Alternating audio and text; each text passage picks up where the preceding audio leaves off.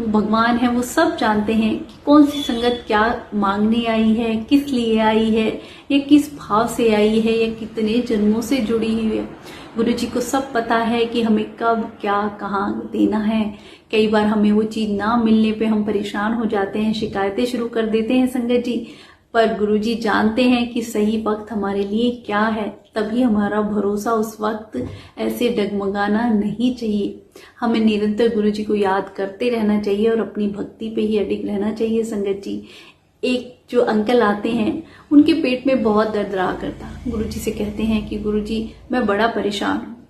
ऐसे वो 3 महीने तक आते रहे, पर उनके पेट का दर्द नहीं गया।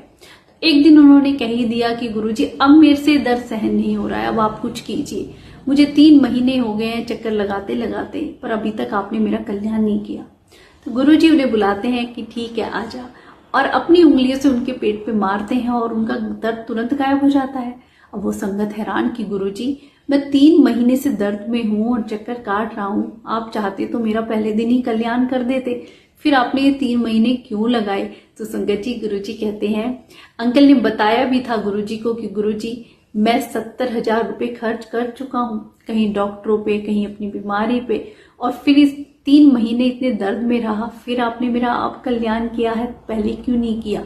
तो गुरुजी बोले तुझे पता है 35,000 रुपए का तेरा कर्जा जो किसी को देना था, जो तूने अभी तक दिया नहीं है, 35,000 पिछले जन्म में डॉक्टर का कर्जा था जो तुझे चुकाना था। अब तेरा पूरा 70,000 का कर्जा पूरा हो चुका है, और जब तेरा कर्जा पूरा हो गया है तो अब मैंने तुझे ब्लेस किया है। तो संगत जी इससे कितनी बड़ी सीख हमें मिलती है कि जब हम बीमार होते हैं या हमारा कहीं भी ऐसे व्यर्थ पैसा खर्च होता है, तो आप समझे वो हमारे पिछले जन्म का कर्जा है, जो गुरुजी सबसे पहले वही चुकवाते हैं और उसके बाद हमें ब्लेस करते हैं, क्योंकि वो हमारे कर्म हैं जो गुरुजी कटवा रहे हैं। उन कर्मों को कटवाने में गुरुजी कैसे हमारी नैया पार लगाते हैं कि हमें दर्द तकलीफ से सहन करने की शक्ति देते हैं। और उसी वक्त कई बार हम घबरा जाते हैं, शिकायतें करने लग जाते हैं कि गुरुजी हम तो इतने दिन हो गए इस बीमारी से, हमारे डॉक्टर पे पैसे खर्च हो रहे हैं, हम डॉक्टरों के चक्कर काट रहे हैं।